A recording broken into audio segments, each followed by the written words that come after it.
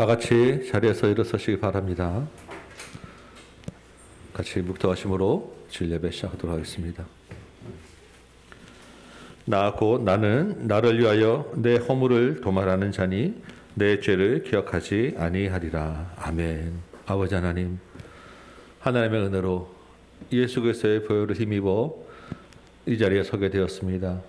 주께서 우리의 죄를 사하시고 우리를 구원하여 주셨사오니 이 예배 가운데 그 하나님의 구원의 은혜가 충만케 하여 주옵소서. 하나님께 감사의 제물을 드리고 하나님 앞에 다시 새롭게 됨을 얻는 귀한 시간 되도록 도와주옵소서. 예배 모든 시간 가운데 성령께서 우리 함께 하시고 인도하여 주시기를 소망하고 우리 구주 예수 그리스도의 이름으로 기도합나이다. 아멘. 사도신경으로 우리의 신앙 고백합니다. 나는 전능하신 아버지 하나님 천지의 창조주를 믿습니다. 나는 그의 유일하신 아들 우리 주 예수 그리스도를 믿습니다. 그는 성령으로 잉태되어 동정녀 마리아에게서 나시고 본디오 빌라도에게 고난을 받아 십자가에 못 박혀 죽으시고 장사된 지 사흘 만에 죽은 자 가운데서 다시 살아나셨으며 하늘에 오르시어 전능하신 아버지 하나님 우편에 앉아 계시다가 거기로부터 살아있는 자와 죽은 자를 심판하러 오십니다. 나는 성령을 믿으며 거룩한 공교회와 성도의 교제와 죄를 용서받는 것과 무모의 부활과 영생을 믿습니다. 아멘. 앉으시기 바랍니다. 우리 143장 찬송합니다.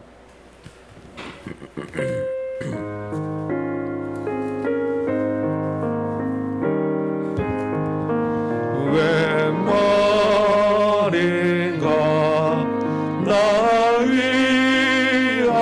위하여 주 돌아가셨나 이 벌레 같은 나이에 그래 받으셨나 내 지은 죄 다 지시고 못 박히셨으니 웬일인가 왜를 했나 그 사랑 크셔라 주 십자가 못 박힐 때 그 해로 비리고 그 밝은 빛 가리워서 함께 하였네 나 십자가 대할 때 그 일이 고마워 내 얼굴 가리고 들고 눈물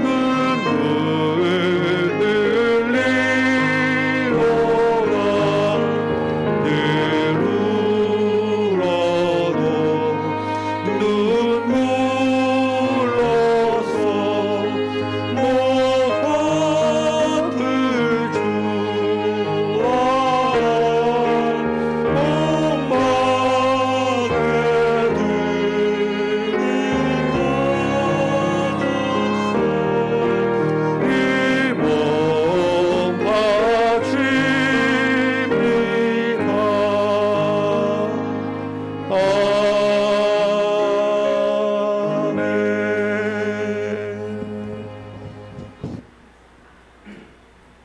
사랑과 은혜가 풍성하신 아버지 하나님, 예배를 통하여 영광과 존귀를 올려드리오니 주님 홀로 받아주시옵소서. 죄중에 태어나 죄악 가운데 살다가 죽을 수밖에 없었던 자격 없는 저희를 택하여 주시고 예수 그리스도의 대속의 은혜로 말미암아 하나님의 자녀 삼아 주시오니 감사드립니다. 지난 한 주간의 또 삶을 돌아보니 세상 염려와 걱정으로 구원의 감격과 은혜를 누리지 못하고 살았습니다. 주님을 아프게 한 모든 죄를 이 시간 회개하며 고백하오니 십자가 보혈로 씻어주시고 긍휼을 베푸사 용서하여 주시옵소서. 주님, 지극히 작은 자에게 한 것이 내게 한 것이라는 주님의 말씀대로 우리 주변에 지극히 작은 자는 없는지 항상 살펴보게 하시고 주님의 사랑을 나누는데 게으름이 없도록 주님, 저희들에게 부지런한 마음과 선한 행동을 행하는 자가 되어 하나님의 영광을 드러내는 삶을 살도록 인도하여 주시옵소서. 나라와 조국교회를 위하여 기도합니다. 새 대통령을 세우셨으니 하나님 마음에 합한 지도자가 되게 하옵시고 나라를 잘 이끌어갈 수 있도록 지혜를 더하여 주시옵소서. 연고로 인하여 상처받고 분열된 마음을 위로하여 주사 한 마음으로 나라를 위하여 기도하게 하시고 이 나라가 하나님의 사랑과 정의가 물같이 흐르는 대한민국 되게 인도하여 주시옵소서. 주님의 핏값으로 세워진 한국교회들이 주님을 향한 경애가 회복되기를 소망합니다. 땅끝까지 가서 주의 나라를 위해 복음을 전하시는 선교사님들이 사명을 지혜롭게 감당할 수 있는 성령의 능력을 곡절이나 더하여 주시옵시고 특별히 저희 교회와 연결되어 있는 일본 태국 선교사님들과 가족들을 지켜보호하여 주시고 들려오는 소식보다 선한 열매들이 가득하기를 소망합니다. 주님 나라의 영적 파수꾼으로 세우신 목사님과 전도사님에게 병행하는 일과 사역도 능히 감당할 수 있는 체력과 영성을 주시옵고 단위에 세우신 종을 통하여 말씀을 듣는 시간입니다. 성령의 능력으로 함께하여 주옵시고 말씀을 들을 때 저희들 하나님의 사랑을 깊이 깨닫고 들은 말씀 붙잡고 한 주간도 살아낼 수 있게 도와주시옵소서. 이 모든 말씀 우리 구주 예수 그리스도의 이름으로 간절히 기도드립니다. 아멘.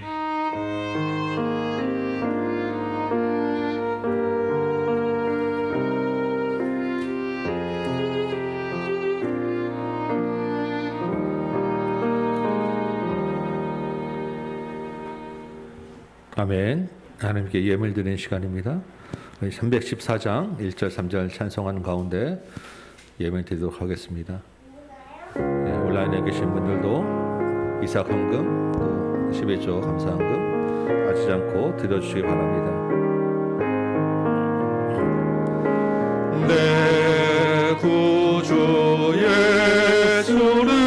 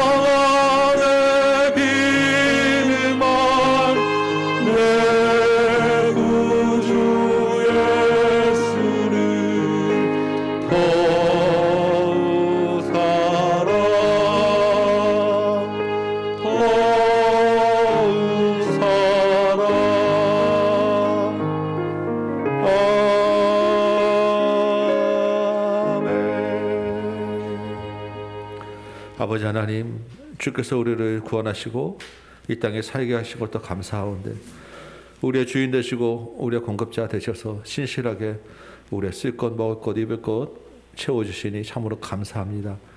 주께서 우리 손에 복 주셔서 우리에게 주신 것 가운데 구별하여 주님 앞에 드리오니 이 예물 주님 기뻐 받아 주옵시고 우리의 마음, 우리의 온 삶을 또한 주께서 받아 주옵시며 이 예물 통하여서 하나님 나라의 크고 놀라운 일이 이 땅에 가득 차도록 인도하여 주옵소서. 수고하고 애쓰는 그 모든 손길들과 생업들을 주님 기억하여 주셔서 주께서 형통케 하시고 복내려 주시고 하나님의 섬기는데 부족함 없도록 채워 주옵소서. 우리 구주 예수 그리스도의 이름으로 기도합나이다. 아멘.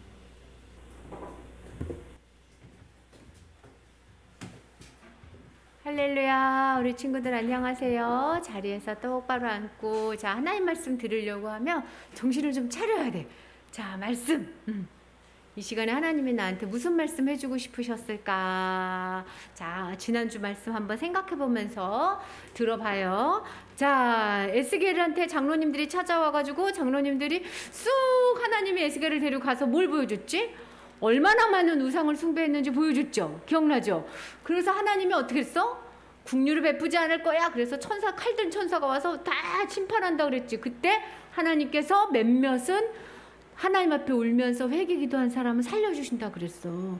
그렇지만 다 죽이지 않고 포로로 끌려온 사람들에게는 다시 순종하는 백성이 되게 해주신다. 한 마음 한 영 주고 부드러운 마음 줘서 하나님 섬기게 해주시겠다라고 했던 거 기억나요? 맞았어요. 그래서 이제 하나님이 더 이상 예루살렘에 있지 아니하고 이제 쑥 떠나서 어디로 가셨어? 포로로 끌려온 바벨론으로 가셨다고. 하나님은 교회에만 있지 않고 우리가 가는 곳에 늘 우리와 함께 계시는 분이에요.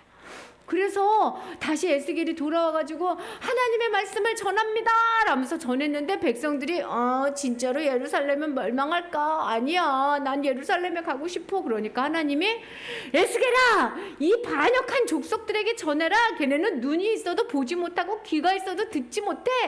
하나님의 말씀을 못 듣고 못 보는 사람은 눈과 귀가 있어도 보지 못하고 듣지 못하는 사람인 거예요. 그래서 하나님께서 이제 정말 다시 설교를 해야 돼. 그래서 낮에는 포로로 끌려오는 진보딸이 내놨다가 밤에는 포로에서 도망가는 그런 것을 하면서 히스기야 왕이, 시드기야 왕이 이렇게 도망갈 겁니다. 그리고 포로에서 벌벌 떨면서 물 마시고 떡 마실 것입니다. 여러분들은 이렇게 말하지요. 아이고, 하나님의 말씀은 안 이루어지더라. 180년 동안 멸망 안 됐는데 안 멸망했잖아. 그리고 아이고, 우리 때에는 심판이 없어. 이런 속담 믿죠? 하나님이 이제 이 속담 다 없앨 거라고 하셨어요. 거짓 선지자들이 하는 것을 다 배우는데 그 사람들은 하나님의 말씀을 전해주는 사람들이 아니에요. 여우 같은 사람들이에요. 자기 생각나는 대로 전해주는 거예요. 그 지금도 하나님의 말씀을 정확하게 전달해주는 목사님이 있나 아니면 자기 말을 하는 목사님인가 잘 살펴봐야 되는 거야. 알았죠? 전도사님이 한 말도 잘 들어보고 성경에 정말 있나 하고 읽어야 돼. 알았죠? 우리 친구들, 백성들은 말이야, 하나님 나한테 와서 하나님 말씀 들을게요 하지만 마음속으로는 지네들을 위한 우상이 가득 차가지고 에스겔 말은 틀렸으면 좋겠어. 거짓 선지자 말이 너 마음에 들어. 그러니까 자기가 믿고 싶은 대로 믿는데 하나님 말씀을 믿지 않고. 그래서 심판받지 않는다는 거야. 그래서 각자의 죄로 다 심판할 거야. 노아와 다니엘과 욥과 같이 아주 의인이지만 내가 그 사람들만 빼놓고는, 의인들만 빼놓고는 다 이렇게 칼로, 세균으로, 전쟁으로, 기근으로 다 없앨 거야 라고 하나님이 말씀하셨어요. 너희들은 포도나무인데 포도가 열매 맺지 않으니까 이제 불에 들어가야 된다. 이게 지난주까지였어. 그리고 하나님이 또 얘기하시는 거예요. 백성들이 귀가 있어도 듣지 못하니까 자꾸 얘기하셔. 이제는 뭘 얘기해 주냐면 쉬운 이야기를 해주는 거야. 에스겔이 이제 얘기했어요. 오늘 설교 제목은 버려진 아이라는 뜻이에요. 에스겔이 백성들한테 가서 백성들 잘 들으십시오. 하나님이 또 말씀하셔요. 하나님이 우리나라에는 버려진 아이 같대요. 이게 무슨 말이야? 우리가 왜 버려진 아이 같지? 잘 들어봐. 하나님께서 하신 말씀은 옛날에 들판에 있었지. 들판에 한 아이가 버려졌어. 탯줄도 안 긋고 엄마가 낳자마자 버린 거 봐. 근데 가만히 보니까 피도 막 묻어있어. 닦아주지도 않은 거야. 내비두면 어떻게 될까요? 죽어요. 죽어. 너희는 바로 버려진 아이 같은 나라였어. 내가 내비뒀으면 너희는 죽었을 거야. 왜냐면 이스라엘은 원래 자기 나라가 없었어요. 그래서 옆에 힘센 나라들이 맨날 이스라엘을 공격했어.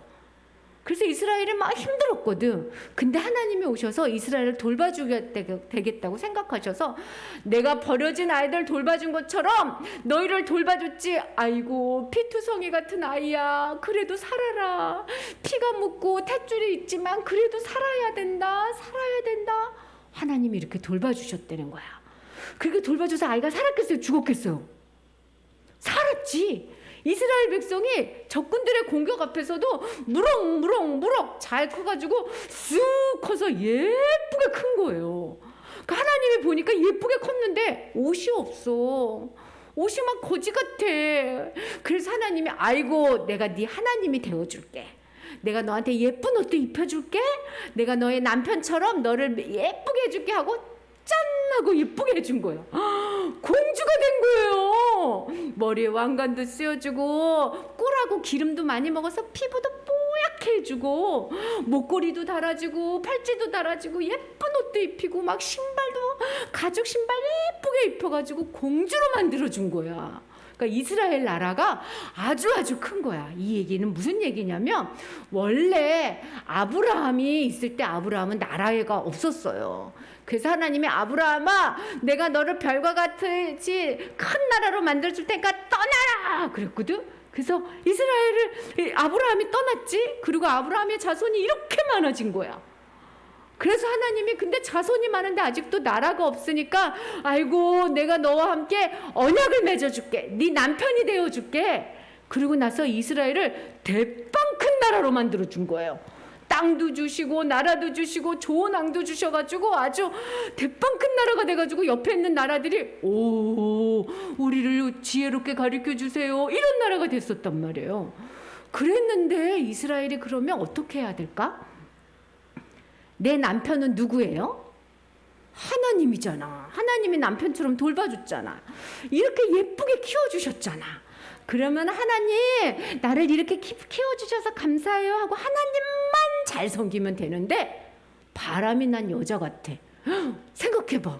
우리 엄마가 바람이 나가지고 아빠를 놔두고 다른 아빠들하고 막 놀아나면 여러분들은 어떻겠어? 말도 안 되지. 말도 안 돼. 그런 걸 한 거예요. 이스라엘이 옆에 있는 나라 저 애굽 마음에 드는데 애굽하고 놀아나 볼까? 블레셋 마음에 드는데 아이고 하나님보다 블레셋이 더 좋은걸? 아이고 아수르 괜찮은걸? 아이고 바벨론 괜찮은것? 하고 이웃 나라들하고 막 놀아난 거예요. 놀아난 게 뭐예요? 하나님 놀아난 게 뭐냐면 이웃 나라들이 섬기는 우상을 우리도 섬기자. 하나님도 섬기면서 더 큰 나라가 되고 싶어가지고 아이고 바벨론은 저신 섬기네. 아이고 아수르는 저신 섬기네. 그러면서 신들을 다 예루살렘 하나님의 성전 앞에 그때 봤죠. 성전에 막 사람들이 이상한 신들 섬기는 거. 그렇게 신들을 와서 섬긴다는 거예요.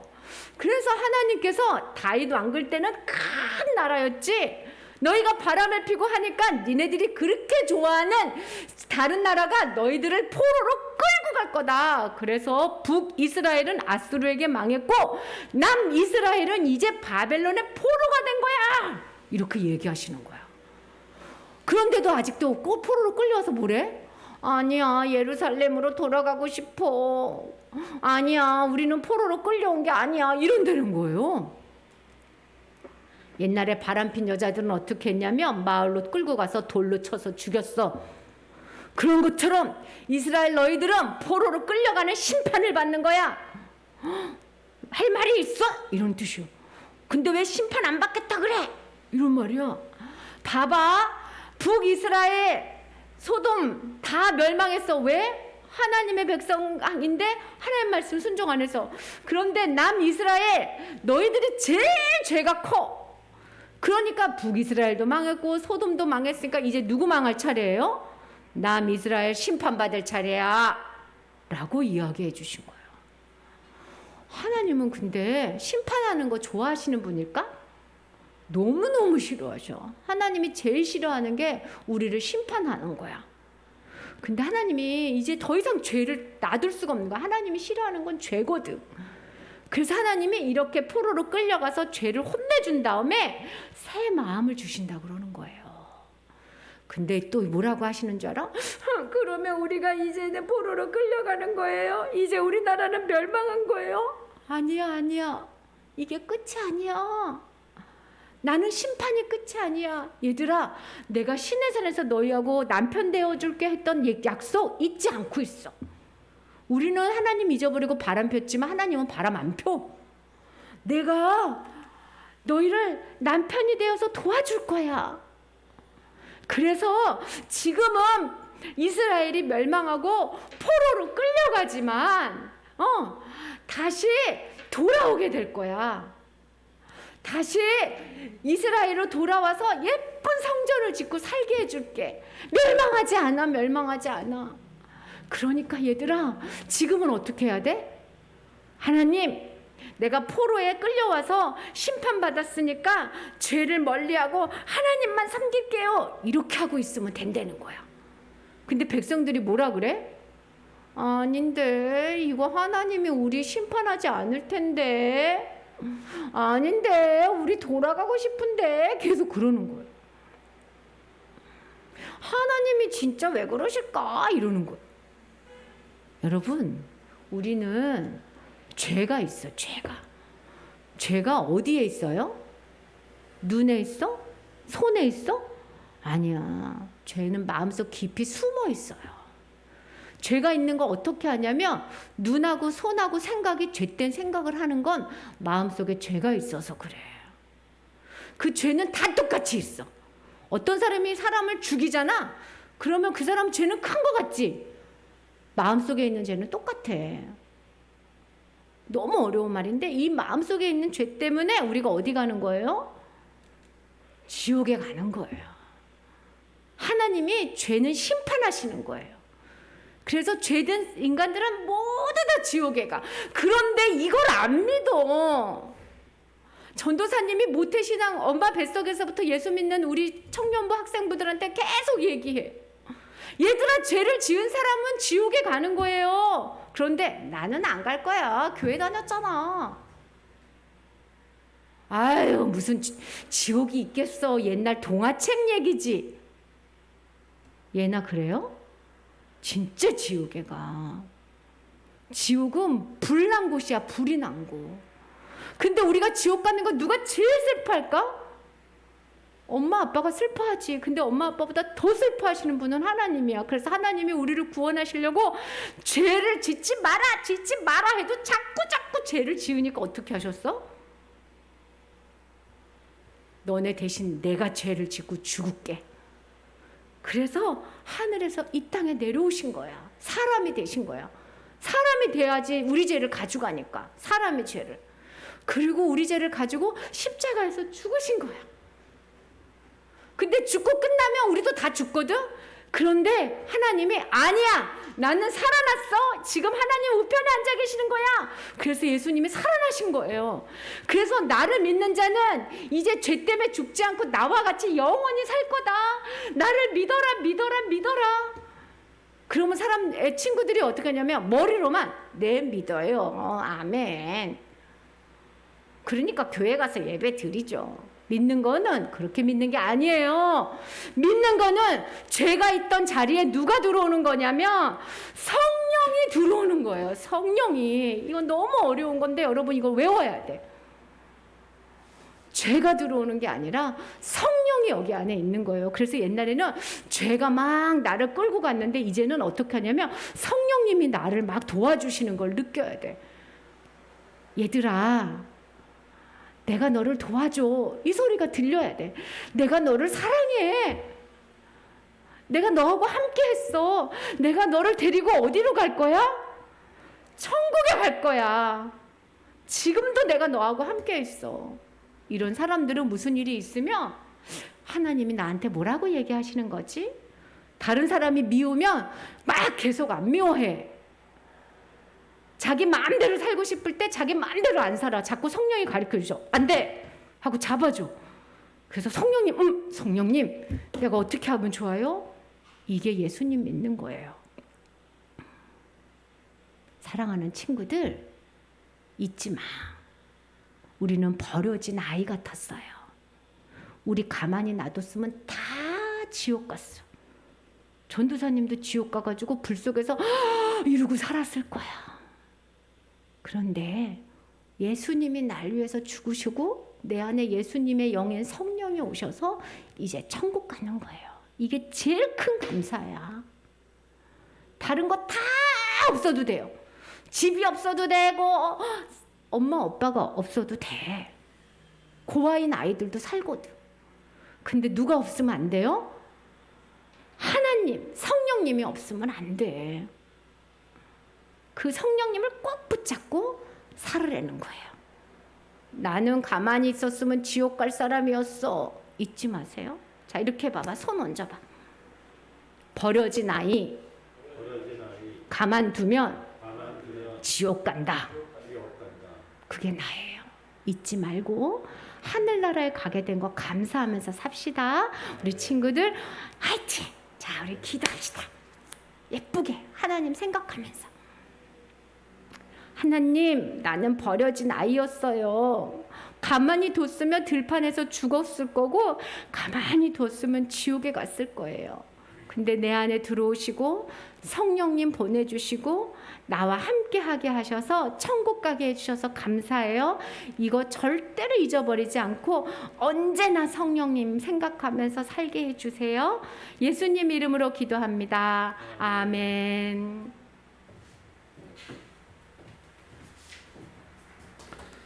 아멘. 감사합니다. 네. 오늘 우리 암송 한번 할까요? 우리 지난주 했던 암송 말씀 한 번 더 하도록 합니다. 우리 에스겔 16장 63절 말씀.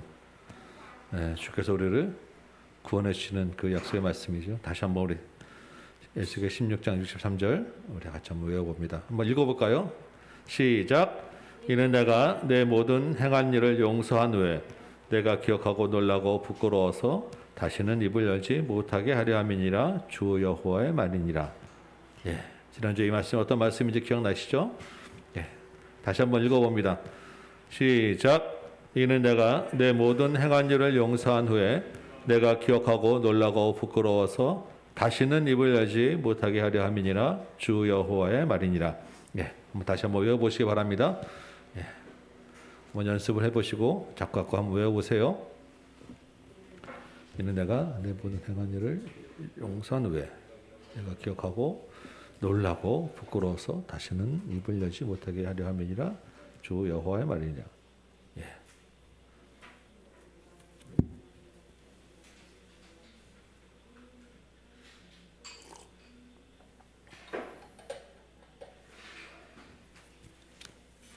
이는 내가 내 모든 행한 일을 용서하고 내가 기억하고 놀라고 부끄러워서 다시는 입을 열지 못하게 하려 함이니라. 주의 말이니라. 이는 내가 내 모든 행한 일을 용서한 후에 내가 기억하고 놀라고 부끄러워서 다시는 입을 열지 못하게 하려 함이니라.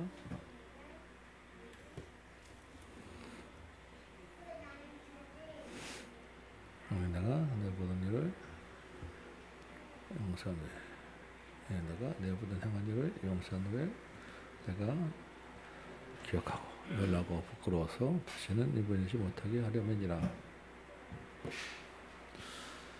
네, 우리 지난주에 했으니까 한 번 더 좀 그래도 많이 기억이 나시죠? 같이 한번 연습 한번 해볼까요?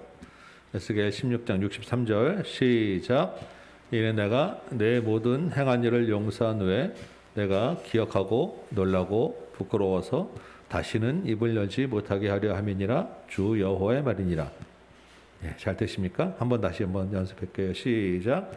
이는 내가 내 모든 행한 일을 용서한 후에 내가 기억하고 놀라고 부끄러워서 다시는 입을 열지 못하게 하려 함이니라. 주 여호와의 말이니라. 잘 되시죠? 자, 한번 해봅시다. 한번 이 자리에서 일어서시기 바랍니다.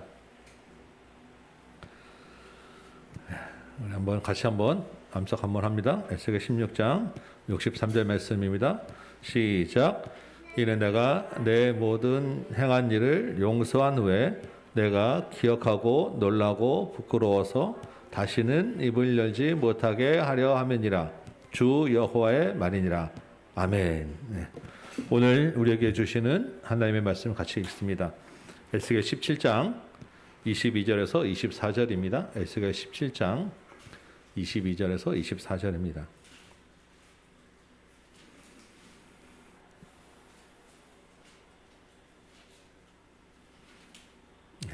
같이 하셨으면 제가 읽을 때 여러분 같이 하나님의 음성으로 들으시기 바랍니다. 에스겔 17장 22절부터 있습니다. 주 여호와께서 이같이 말씀하시되 내가 백향목 꼭대기에서 높은 가지를 꺾어다가 심으리라. 내가 그 높은 새 가지 끝에서 연한 가지를 꺾어 높고 우뚝 솟은 산에 심되 이스라엘 높은 산에 심으리니 그 가지가 무성하고 열매를 맺어서 아름다운 백향목이 될 것이요 각종 새가 그 아래에 깃들이며 그 가지 그늘에 살리라. 들의 모든 나무가 나 여호와는 높은 나무를 낮추고 낮은 나무를 높이며 푸른 나무를 말리고 마른 나무를 무성하게 하는 줄 알리라. 나 여호와는 말하고 이루느니라 하라. 아멘. 앉으시기 바랍니다. 오늘 이 말씀 또 에스겔 17장 말씀 가지고 사람의 배반 하나님의 신실이라는 제목으로 같이 말씀을 나누도록 합니다. 오늘은 이제 에스겔 우리 17장 말씀을 같이 나눌 것입니다. 17장에 여호와의 말씀이 에스겔에게 임했다라고 시작합니다. 아직 에스겔은 자유롭게 말할 수 있는 때가 아닙니다. 기억하시죠? 입을 딱 닫아놓고 하나님이 말씀을 전하게 하실 때만 말할 수 있었어요. 그런데 지금 하나님의 말씀이 에스겔에게 임한 것입니다. 그런데 2절에 보니까 그냥 이야기하는 게 아니라 이 이야기를 수수께끼와 비유로 말씀을 하시는 거예요. 그리고 11절에는 이 수수께끼와 비유가 이런 뜻이다라고 해석까지 같이 말씀을 해주고 있는 것입니다. 여러분 이렇게 수수께끼와 비유로 말씀하시는 것이 왜 이렇게 이런 비유로 하시겠어요? 확실하게 딱 기억시키기 위해서 아니겠습니까? 이제 곧 보겠지만 이 비유는 오늘 말씀은 이스라엘 그 예루살렘의 마지막 때에 있을 역사적 사건들에 대한 이야기입니다. 사실 우리는 이미 여러 차례 다양한 방법으로 하나님 말씀하셨고 들었던 말씀들이에요. 에스겔이 그동안에 하나님의 이 말씀을 전하느라고 하나님이 하신 일 그대로 따르느라고 정말 온갖 행위들 이상한 일들 많이 하지 않았습니까? 고생이 참 많았어요. 그런데 이번에는 또 비유로 또 말씀을 하시는 거예요. 지금 이 포로로 끌려와 있는 사람들의 마음과 생각을 바꿔놓기 위함이라는 것입니다. 그만큼 하나님이 지금 이 사람들에게 아주 관심이 많았던 거예요. 여러분 하나님이 저와 여러분에게도 관심이 많으십니다. 아멘. 그렇다면 하나님이 이 이스라엘 백성들에게 하신 것보다 훨씬 더 많이 지금도 우리에게 여러 가지로 다양하게 말씀하고 계시다는 것을 기억하셔야 됩니다. 오늘 이 시간의 말씀으로 여러분이 개인적으로 성경 읽을 때 암송한 말씀들이 깨달을 때 사람의 말을 통해서 환경을 통해서 주어지는 상황들 가운데서 하나님이 여러 가지로 말씀하고 계시다는 것입니다. 우리가 그 믿음을 그걸 어떻게 해야 됩니까? 그 상황들 주시는 말씀을 어떻게 받아들이고 해석하느냐가 정말 중요한 거예요. 여러분 일상 가운데서 하나님이 하시는 말씀을 잘 이해하고 받으시기 바랍니다. 우리 묵상일기를 보다 보니까 어린이부에 이 코로나로 가족이 확진된 거에 대한 글을 하나 올리는 게 있더라고요. 하나님이 각 가족에게 이런 이 때문에 코로나를 걸리게 하셨구나 라는 것들을 쭉 썼는데 제가 보면서 참 감동도 되고 감사했어요. 성령께서 우리 어린이부 아이의 마음에도 이런 일을 하시는구나, 깨닫게 하시는구나, 이런 것들을 볼 수 있는 눈과 믿음을 주셨구나. 여러분 성령께서 우리 가운데 하시면 우리 가운데 하는 일을 하나님의 눈으로 볼 수 있는 것입니다. 우리의 삶을 자꾸 하나님께 맞춰 보시기 바라요. 그래서 주께서 주시는 말씀으로 위로받으시고 인도받으시기 바랍니다. 이제 오늘 말씀을 좀 보면서 하나님이 하시는 이 수수께끼와 비유의 말씀을 좀 풀어보도록 할게요. 사실 비유만 주어졌으면 이게 무슨 말인가 했을 텐데 밑에 해석에 같이 있기 때문에 어렵지 않습니다. 3절 보니까 색깔이 화려하고 날개가 크고 깃이 길고 털이 숱한 큰 독수리가 있다고 합니다. 이 그냥 독수리가 아니라 앞에 수식어가 많이 붙었어요. 그렇다고 하면 이 지금 의도는 일반적인 독수리가 아니라 굉장히 특별한 아주 큰 독수리라고 하는 것입니다.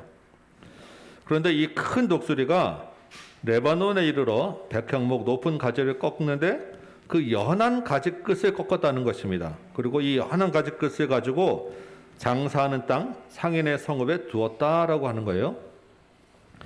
여기까지 먼저 이 비유가 무슨 뜻인지 좀 해석을 해봅니다. 11절 보니까 여호와의 말씀이 임한다 하면서 해석을 가르쳐 주시죠. 12절 후반부를 봅니다. 바벨론 왕이 예루살렘에 이르러 왕과 고관을 사로잡아서 바벨론 땅으로 자기에게로 끌어간다라는 것입니다. 이게 해석이에요. 그러면 이제 하나 비유 맞춰봐야죠. 이 아주 특별하게 큰 독수리는 누굴 가리키겠습니까? 바벨론 왕을 가리키는 거예요. 그러면 이 레바논 백향목은 누굴 이야기하는 것일까요? 예루살렘, 이스라엘의 남은 다윗 왕조를 가리키는 것입니다. 아니 왜 예루살렘인데 갑자기 레바논이 나오냐라고 할 수 있는데 이 레바논이 중요한 게 아니라 이 백향목을 가리키는 것입니다. 이 레바논 백향목은 성경에서도 아주 유명하죠. 굉장히 굵고 곱게 뻗어서 아주 그 당시에 최상품의 그 나무를 레바논 백향목이라고 이야기합니다. 솔로몬이 자기 왕궁을 지을 때 이 레바논 백향목을 가져다 지었어요. 그래서 백향목 궁전이다라고도 이야기를 하고 구약에서 종종 이 레바논의 백향목을 다윗 왕조로 비유하는 구절들이 있어요. 그러면 이제 4절 보니까 이 레바논 백향목의 제 끝에 연한 가지 끝을 꺾었다 그랬죠. 이 레바논 백향목은 다윗 왕조 예루살렘이라고 그랬는데 거기에 제일 연한 끝이니까 그 다윗 왕조 중에서 제일 약한 왕을 끌어갔다는 거예요. 바벨론으로. 이 왕이 누구냐 하면 여호야긴이라고 하는 왕입니다. 이 여호야긴이라고 하는 왕은 18살에 왕이 됐는데 왕이 되고 3개월 만에 바벨론으로 끌려갔어요. 이 왕이 끌려갈 때 같이 끌려간 사람이 바로 에스겔입니다. 우리 에스겔 1장 2절에 보면 여호야긴 왕이 사로잡힌 지 5년에 하는 말이 나오죠. 예루살렘 이스라엘이 망하기 바로 직전에 있던 왕이에요.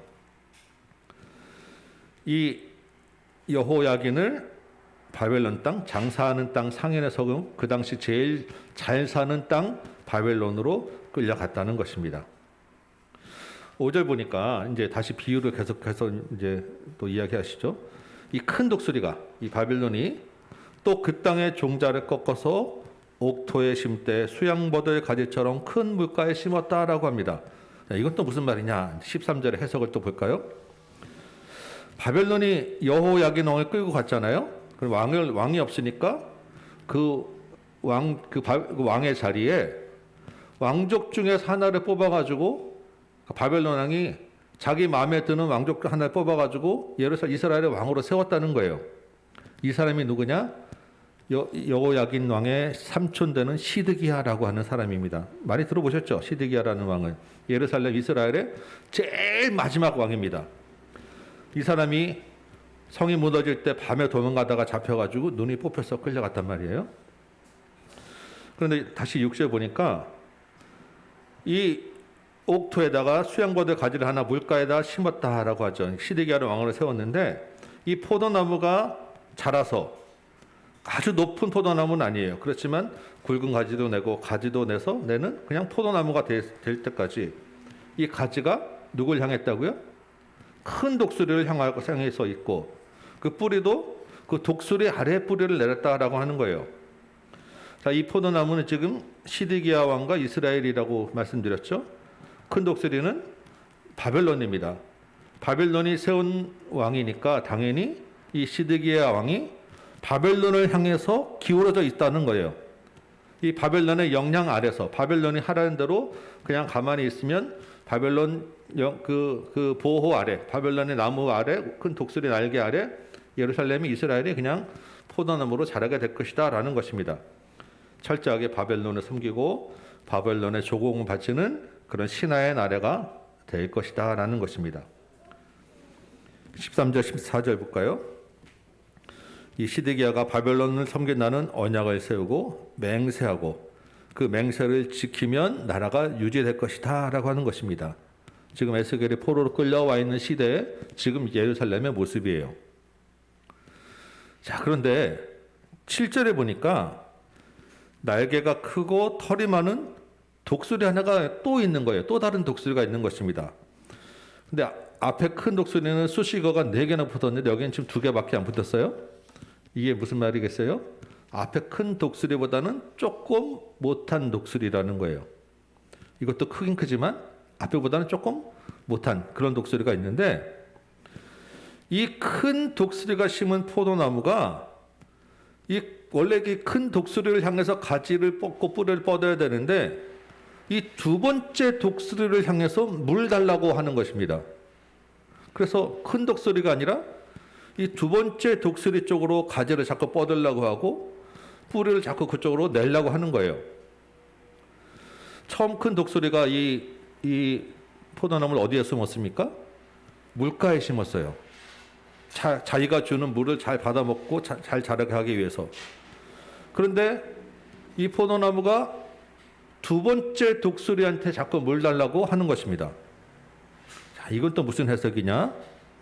15절 보니까 이 두 번째 큰 독수리는 애굽이라는 거예요. 이집트. 이 시드기야 왕은 바벨론을 섬기고 바벨론에게 영향을 받아야 되는데 바벨론을 배반하고 맹세를 저버리고 이 애굽에다가 말과 군대를 보내서 우리를 도와달라고 요청한다는 것입니다. 그럼 이제 어떻게 되겠습니까? 어떤 일이 일어나겠어요? 9절을 봅니다. 주 여호와의 말씀에 그 나무가 능히 번성하겠느냐? 번성하지 못한다는 거죠. 이 첫 번째 큰 독수리가 가만히 있겠냐는 것입니다. 어떻게 해요? 포도나무 뿌리를 뽑고 열매를 다 따버려서 시들게 하고 잎이 마르게 하지 않겠느냐라는 것이죠. 10절 봅니다. 그것이 심었으나 포도나무가 심어졌으나 번성하지 못하고 동풍에 아주 마르게 되고 그 자라던 두둑에서 마르게 될 것이다. 그 해석은 15절 후반부 보니까 언약을 배반해서 그 보복을 바벨론의 힘 보복을 피할 수가 없게 될 것이다. 16절 바벨론 왕이 시드기야를 왕으로 세웠는데 시드기야가 맹세와 언약을 배반하였으니까 바벨론으로 끌려가서 거기서 죽게 될 것이고 그 성과 성의 사람들은 멸절을 당하는데 그들이 도와달라고 했던 애굽의 군대는 아무 도움도 못 되고 쳐다보기만 할 것이다.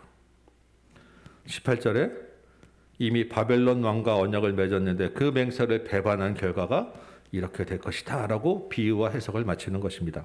그리고 이 일이 실제 몇 년 지나지 않아서 그대로 이루어졌죠. 시드기야 왕은 바벨론을 섬기도록 세워졌지만 배반하여서 애굽 왕의 도움을 요청했다가 바벨론에 의해서 나라가 완전히 처참하게 멸망하는 꼴을 당하고 말았습니다.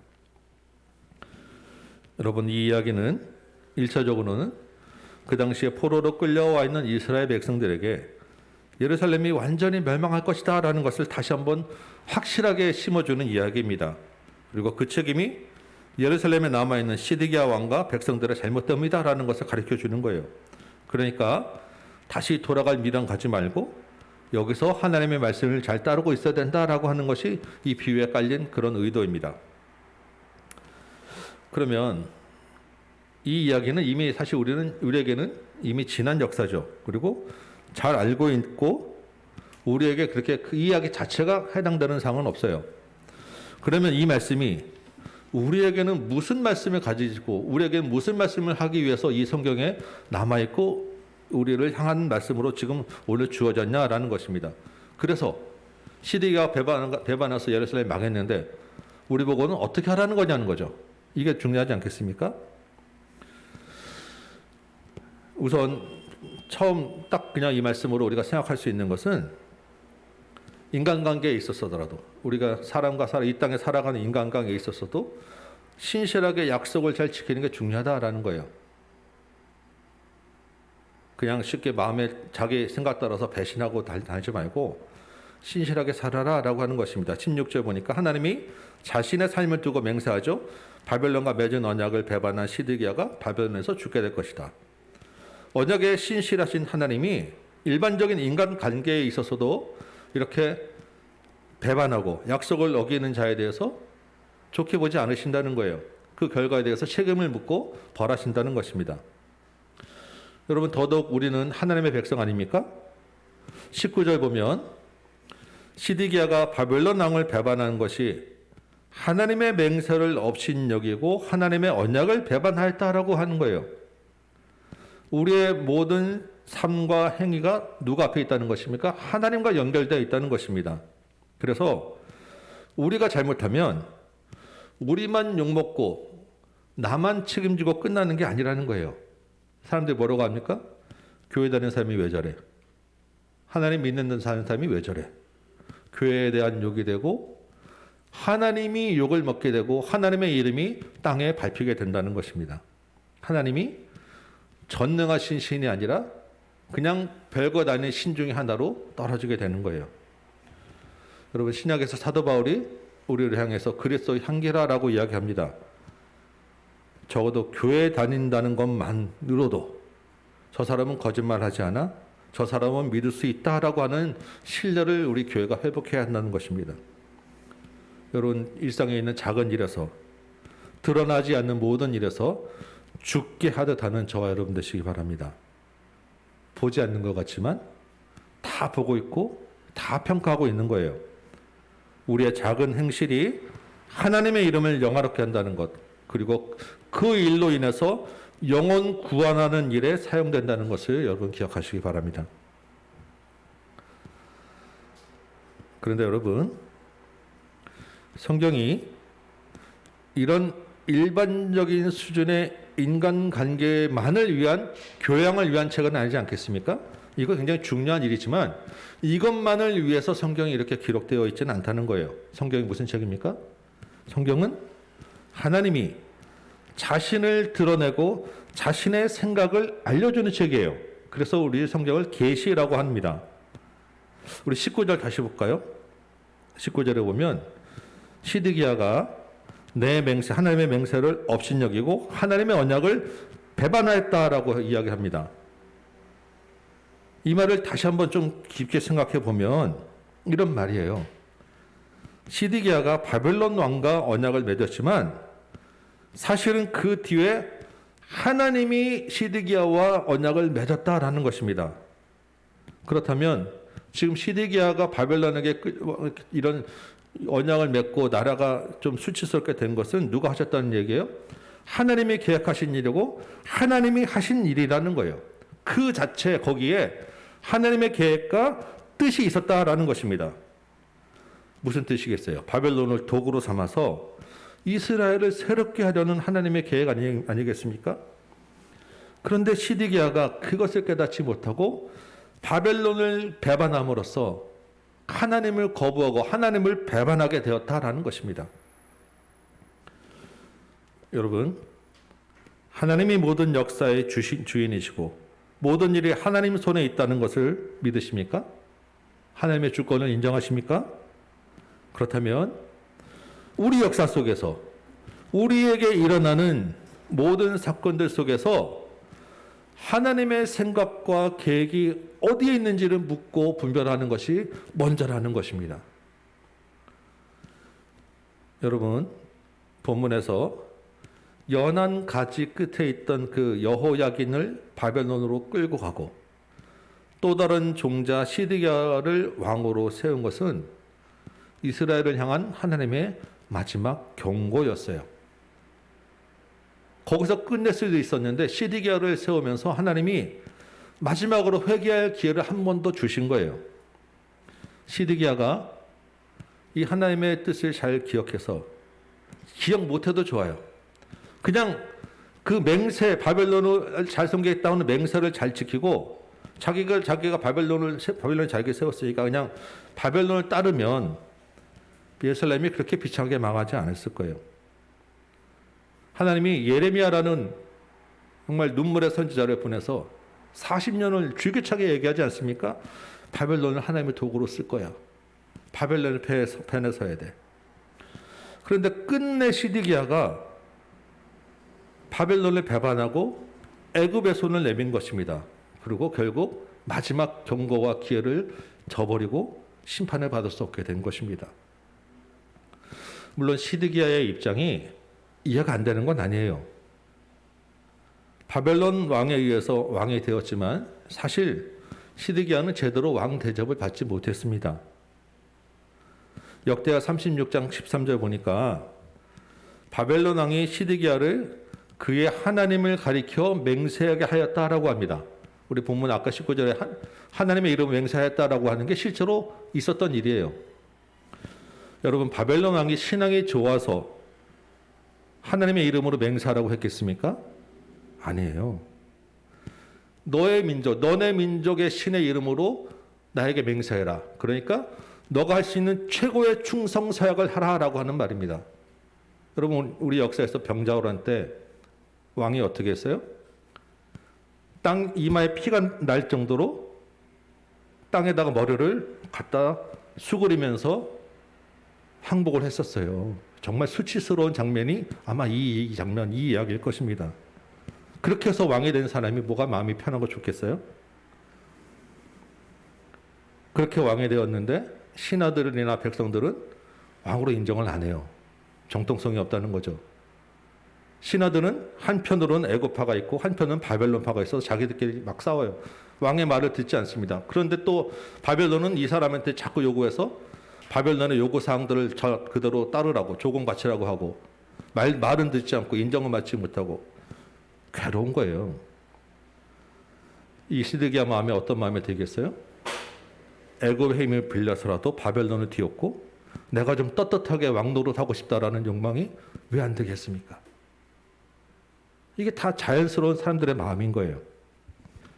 그런데 그것은 자기를 위한 자신의 욕심이었지 하나님의 뜻은 아니라는 것입니다. 하나님이 자기를 이 형편에 세운 그 뜻을 살펴서 하나님 앞에서 자기가 겸손해야 되고 백성들의 죄를 하나님께로 돌이키게 해야 될 책임이 있었다라는 것을 자기는 잊어버리고 있었던 거예요.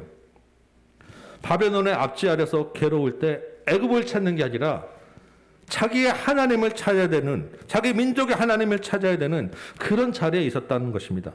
그런 하나님의 기도를 알지 못하고 애굽을 의지하다가 실패하고 완전히 망하게 되었다는 거예요.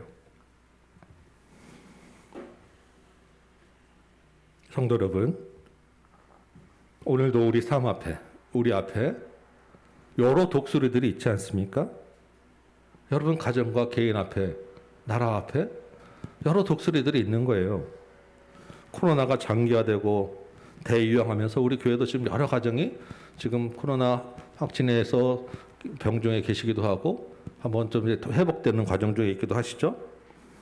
육체적으로, 정신적으로, 경제적으로 여러분 쉽지 않으시죠. 손실도 있으시고 어려운 시기를 걷고 또 위험 앞에서 조마조마하고 계시기도 하고 이 가운데 직장에서 상사에게나 고객이나 동료 간에 여러 가지 관계 가운데 쉽지 않은 상황을 또 겪으실 거예요. 성과도 내야 되고 사업의 어려움도 있고 부부 간에 자녀 간에 가족 간에 여러 갈등이 있을 수밖에 없는 상황 아닙니까? 이 가운데 또 살아야 되니까 건강의 문제도 염려되고 노후에 대한 걱정도 되고 풀기 쉽지 않은 여러 독수리들을 우리 앞에 놓고 있는 그런 상황입니다. 그 과정 중에서 내가 억울한 상황 왜 없겠습니까? 시드기야처럼 어떻게든 내가 해결하고 살아보려고 여러분 애쓰다가 원망하고 좌절되는 일이 왜 없고 그런 상황들이 겹쳐서 우리에게 일어나고 있는 것 아니겠어요? 그 상황에서 우리가 무엇을 기억해야 하는 것입니다. 우리가 먼저 기억해야 될 것은 내 힘으로 그 독수리를 없애보자고 하는 게 아니라는 거예요. 그 가운데 하나님의 계획과 뜻이 어디에 있는지 묻고 분별하는 것이 먼저라는 것입니다. 여러분, 하나님이 온 세상을 다스리는 주권을 가지고 계시다면 그 상황조차도 하나님이 필요해서 허락하시고 그 독수리를 우리에게 보내셨다는 것을 기억하자는 거예요. 그러면 어떻게 해야 돼요? 내가 그 안에서 하나님의 계획에 맞춰 가야 되는 게 먼저라는 거예요. 물론 여러분 이게 부당하게 정말 돌을 넘고 선을 넘어서 내가 맞아 죽는데 그냥 가만히 있으라는 얘기 아닙니다. 그런 게 아니지만 그런 상황 가운데서 어렵더라도 나를 괴롭히는 상사나 가족이나 이런 관계 가운데서 내가 악을 악으로 갚고자 하면 안 된다는 것입니다. 신실하게 그 모든 관계들을 하나님 앞에서 대하고 하나님을 대하듯 해야 된다는 거예요. 하나님 앞이라고 생각하고 내가 그 일들 가운데서 선을 행할 것을 찾아야 된다는 것입니다. 그러면서 뭐 어떻게 돼요? 혹시 내가 교만했던 부분은 없는지, 내가 하나님을 잊고 살지는 않았는지, 하나님이 나에게 말씀하시는 것이 무엇인지 돌아보자는 거예요. 하나님은요, 자기 자녀를 이유 없이 괴롭히는 분이 아니에요. 그 괴롭힘 당하는 것을 보며 고소해하고 즐기는 분이 아닙니다. 사람으로 근심을 가게 하는 것은 하나님의 본심이 아니라고 여러 차례 말씀드렸잖아요. 이 상황 가운데서 겸손히 하나님 앞에서 말씀과 기도로 나아가시기 바랍니다. 하나님의 뜻이 어디에 있는지 먼저 물으시기 바라요. 제가 지난 월삭 기도회 때 잠깐 말씀드렸죠. 제가 신학교 가기 전에 제 바로 위에 제 임원이, 제 직속 임원이 그렇게 저하고 오래 기간이 있지도 않았는데 이상하게 저를 좋게 평가하지 않는 거예요. 여러분 알다시피 제가 이렇게 어디 가서 처지는 사람은 아니지 않습니까? 그런데 이상하게 그 사람이 유독 저에 대한 평가가 좋지 않고 다른 사람들한테 저에 대해서 이렇게 좋게 얘기하지 않는 것을 자꾸 듣게 돼요. 그 저하고 일하는 거에 조금 이렇게 자꾸 부딪히기도 하고 차별도 있고 피드백도 잘 안 좋고, 그 기간 동안에 제가 나름 정말 최선을 다해서 그분을 위해서 정말 하나님 앞에서라고 생각하고 최선을 다해서 그분을 섬기고 잘 하려고 노력을 했어요. 그분을 정식으로 제가 상관으로 인정하고 그 말을 따르도록 제가 위하고 살았습니다. 그렇게 얼마 지났는데 그분이 저를 제가 맡은 팀장 자리에서 물러나게 하고 저를 낮추는 거예요. 그때 제가 정신이 번쩍 들어서 내가 하나님 앞에 얘기했던 그 약속이 생각나서 신학교를 간 것입니다. 그리고 얼마 있다가 그분은 다른 조시하는 일로 회사를 그만두게 됐어요. 그러면서 저한테 참 미안하겠다라고 한마디 하고 가더라고요. 근데 저는 그 덕분에 하나님이 저를 향한 계획이 있으셨던 학업을 같이 하게 되고 목회를 같이 하게 되고 방향이 이 자리로 분명하게 서게 되고 준비할 수 있는 시간이 주어졌던 거예요. 여러분, 저를 향한 하나님의 계획과 뜻은 따로 있었던 것입니다. 며칠 전에 대통령 선거가 있었죠. 누구도 예측하기 힘들었던 결과로 정말 아슬아슬한 그런 결과가 나왔습니다. 이걸 보면서 다시 한번 모든 권력은 하나님께 나오는 말이 맞구나라는 것을 다시 딱 실감을 하게 돼요. 아마 마음속에 여러분들이 다 품고 있었던, 바라고 있었던 독수리들이 있었을 것입니다. 다 각자의 다르겠죠. 여러분, 이제는 그 사람이 누구든 여러분이 바라보던 그 독수리를 버리시기 바라요. 그 독수리가 우리를 지켜주는 게 아닙니다. 이 상황을 허락하신 더 큰 독수리인 하나님을 바라보시기 바랍니다. 그리고 당선인과 여야 위정자 모두가 그 가장 큰 독수리 하나님 앞에서 겸손하게 지혜를 모으고 이 갈등을 통합해 달라고 기도하시기 바랍니다. 우리 스스로도 하나님 앞에서 하나님께 마음을 모으며 같이 이 일을 해나가야 되는 거예요. 디모데전서 2장 2절 보면 너희가 경건과 단정함으로 고요하고 평안한 생활을 하기 위해서 임금과 높은 지위에 있는 사람을 위해 기도하라고 하였습니다. 지금 이 시대에 우리에게 주신 말씀 아니겠어요? 하나님의 뜻이 이 땅에 이루어지기 위해서 기도하는 저와 여러분, 우리 교회 되시길 바랍니다. 이제 마지막 22절에서 24절까지 오늘 본문으로 읽었던 이 한 단락을 조금 설명드리고 마치도록 합니다. 여러분, 우리가 아무리 하나님 앞에서 신실하게 언약을 지키겠노라고 하고 우리가 마음을 다하더라도 사실 우리 힘으로 그것을 다 할 수는 없습니다. 우리 힘으로는 부족할 수밖에 없어요. 하나님이 사용하시는 도구는 어떻겠습니까? 하나님이 쓰시는 도구도 마찬가지예요. 오늘 본문에 바벨론이라고 하는 나라가 하나님을 섬기는 나라가 아니었죠. 그 나라가 뭐가 그렇게 선했겠습니까? 하나님 손에 들려서 사용되었지만 얼마 안 가서 그 나라도 망하고 말았습니다.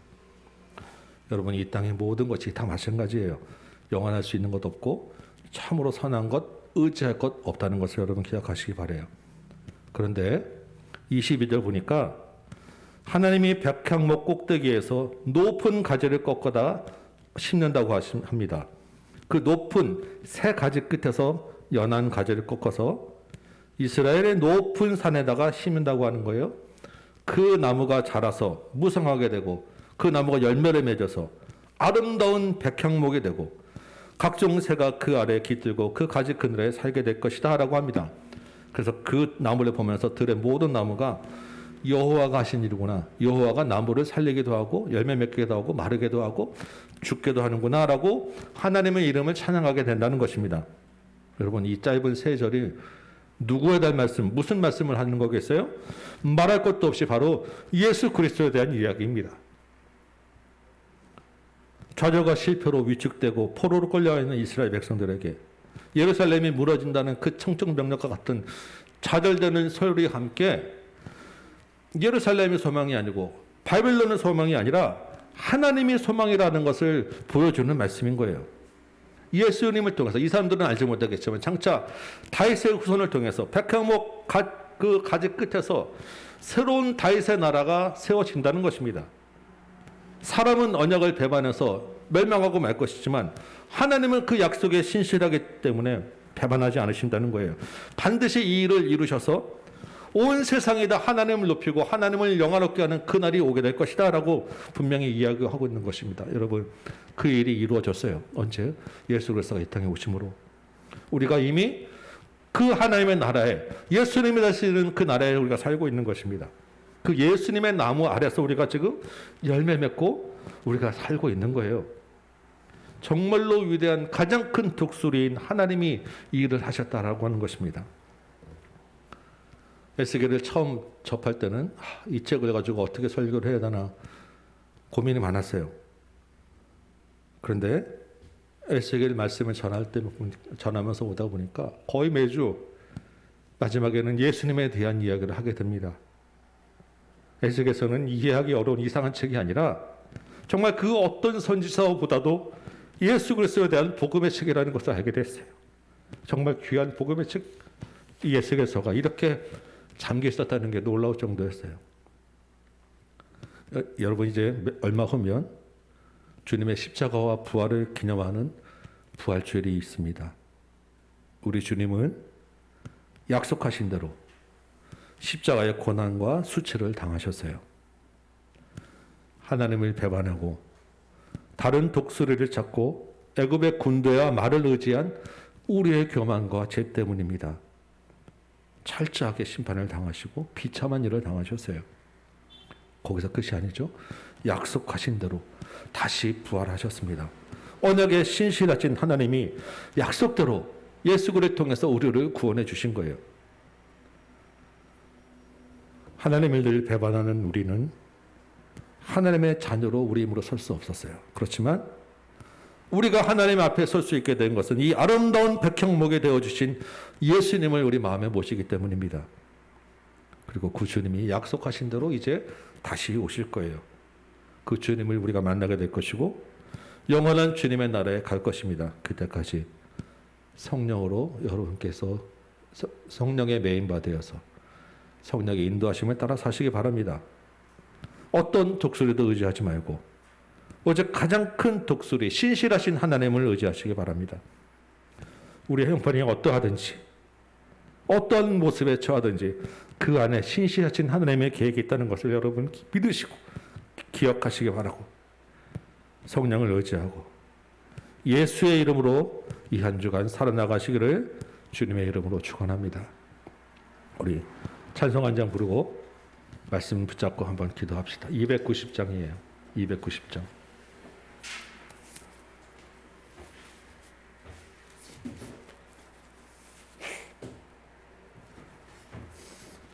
(290장) 우리는 주님을 늘 배반하나 주 예수님 여전히 날 붙들고 계십니다. 찬송할게요.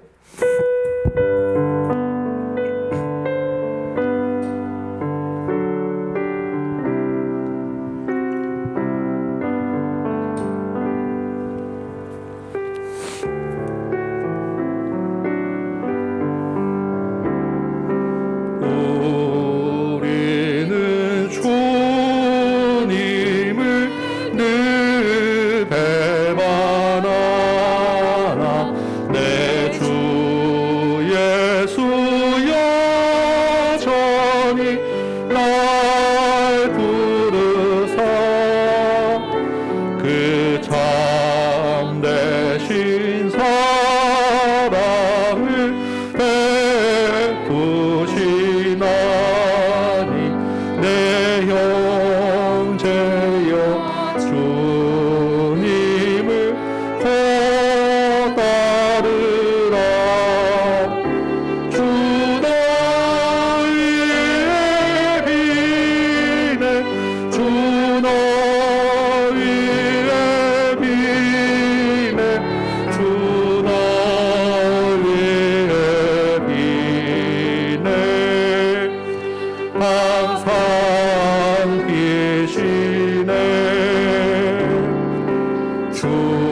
주께서 풍성한 은혜를 내려 내 영혼이 나날이 고바르니 주 예수를 너희로 구주로 섬겨 또 따르면 풍성한 복하겠네. 주 너희의 비네 주 너희의 비네 주 너희의 비네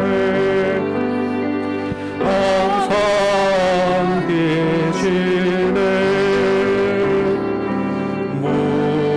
무거운 심지고 애타는 이세 주 예수께 돌아와 보시어라. 내 주 예수 너희를 돌보실 때에 상봉학과 아니가 넘치겠네.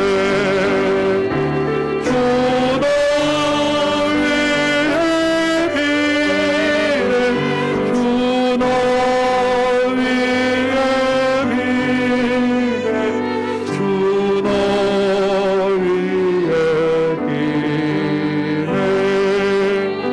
항상 계시네. 아멘. 말씀을 생각하고 같이 기도합니다. 여러분, 우리가 어떠한 상황에 처해 있을지라도 다른 독수리 바라보지 마시기 바래요. 하나님의 주권이 우리를 신실하게 인도해 가실 것입니다. 우리 가운데는 하나님의 뜻이 무엇인지 물으시고 그 뜻을 따라 행하도록 우리 자신을 하나님의 뜻에 맞춰가겠습니다. 주님, 나를 인도해 가 주옵소서. 하나님의 뜻을 따라가게 하여 주옵소서. 여러분 기도하시기 바랍니다. 그리고 예수의 영이 우리 함께 있는 줄 믿으시고 성령을 따라서 예수의 이름으로 그 일을 해나가시는 여러분 되시기 바라요. 이 시간에 결단하시면서 회개하시면서 하나님을 의지하면서 같이 한번 기도하도록 하겠습니다. 기도합니다. 아버지 하나님, 우리는 늘 주님을 배반하고 내 마음대로 내 욕심대로 사는 존재임을 하나님께 고백합니다. 주께서 우리 모든 것을 계획하시고 우리를 선하게 인도해 가심에도 불구하고 주님, 우리는 닥치는 상황 가운데서 불평하고 원망하고 내가 어떻게든 해보려고 나한테 좀 더 잘 되고 유익이 되고 내 이름을 드러내보고자 하나님 내 마음대로 살아갔음을 고백합니다. 아버지 하나님, 나의 교만함을 용서하여 주옵시고 나의 욕심을 용서하여 주옵시고 나의 무지함을 용서하여 주옵시고 하나님, 이제는 하나님의 뜻 가운데 살도록 도와주옵소서. 하나님, 가장 큰 독수리여 전능하신 하나님이 나를 붙잡고 계시고 하나님의 계획을 이뤄가시는데 하나님, 자꾸 내가 눈앞에서 다른 별 볼일 없는 독수리를 의지하고 있었음을 고백합니다. 하나님, 그리하여 내가 아버지 하나님 그 독수리에 따라서 하나님을 배반하고 사람을 배반하고 내 마음대로 내 욕심대로 살아왔음을 고백합니다. 아버지 하나님, 용서하여 주옵시고 더 큰 독수리 신실하신 하나님을 의지하게 하여 주옵소서. 그리하여 아버지 하나님, 악을 악으로 갚지 말게 하여 주옵시고 하나님 앞에서 정말 신실하게 그 언약을 따라서 맞춰가는 인생 되도록 도와주옵시고, 하나님 그렇지만 그 안에 사는 내가 너무나도 괴롭고 원망스럽고 힘들고 불평함을 고백합니다. 아버지 하나님, 정말 위험스럽고 두려움에 있음을 고백합니다.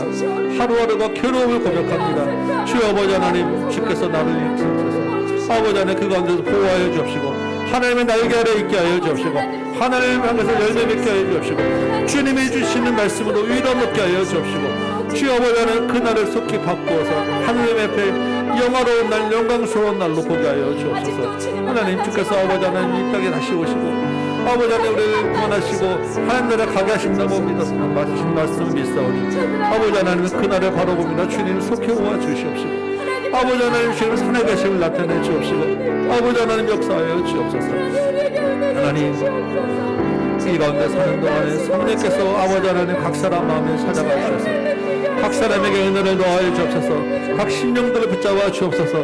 그 상황 가운데서 주님 치유도 허락하여 주옵시고, 주께서 공급하여 주옵시고, 버티고 이기고 주님 앞에 설 수 있는 그날로 바꾸어 주옵시고, 하나님의 역사를 이루어가 주옵소서. 주여 아버지 하나님 인도하여 주옵소서. 우리 한 번 더 기도합시다.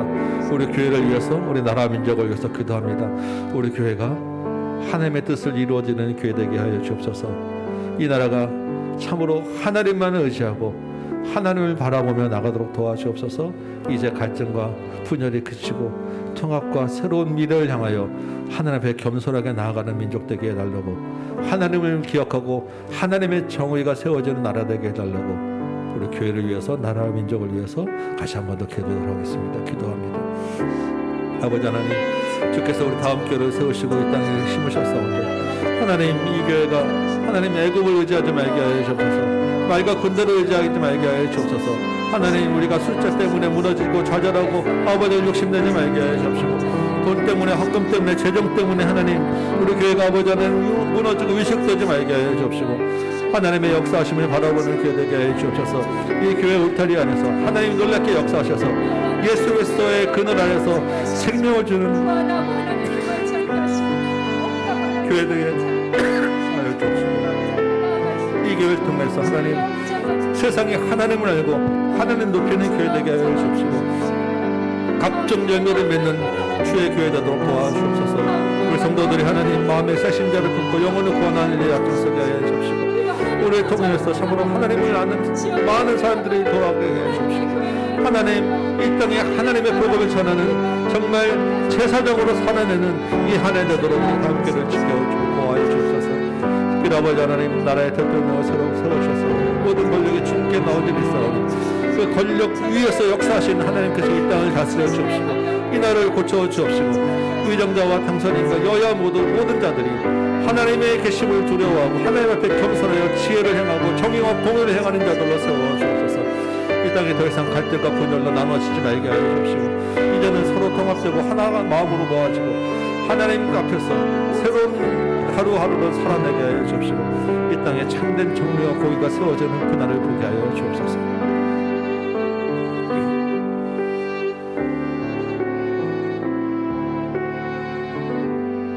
아버지 하나님, 우리는 미련하고 연약하여 내 욕심 따라 살아왔음을 고백합니다. 늘 주님을 배반하고 세상 가운데서도 신실하지 못했음을 고백합니다. 주여, 우리의 죄악과 우리의 무지함을 용서하여 주옵시고, 가장 큰 넋으리여 전능하신 하나님, 세상의 모든 주권자 되시는 하나님을 바라보게 하여 주옵소서. 우리 각자가 모든 처한 상황 가운데 하나님의 뜻과 하나님의 계획이 있을 줄 믿사오니 그 신실하신 하나님을 바라보고 성령의 인도함을 따라 나가는 우리 모든 사람 되도록 도와주옵소서.